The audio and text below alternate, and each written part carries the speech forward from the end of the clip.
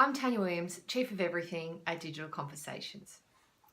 So far, I have shared with you insights on making sure your ad has context in your passive candidate's day, the power of the right headline and image, and now let's dive into the next important factor, your audience targeting. One thing that I love about Facebook is their ad platform because it allows for thousands of combinations for targeting, which I think is a great tool as a marketer. Quality beats quantity, and reaching the right people trumps reaching a whole lot of the wrong people. This is where knowing your audience and having audience personas really is important for you. You should already have this mapped out.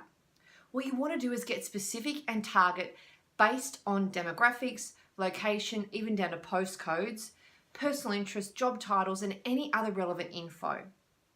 So if you want to target female graphic designers based inner city Brisbane who drive Audis, love shoes, and have a uni degree, guess what? You can. With Facebook ads, you can target exactly who you want to reach for a fraction of the cost of one generic CCAD. That's only active candidates see.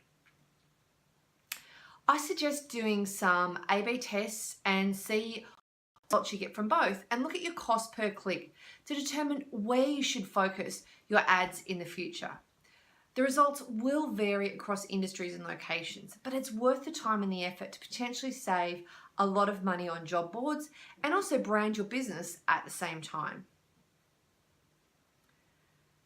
I'm Tanya Williams from Digital Conversations, and never let anyone dull your sparkle.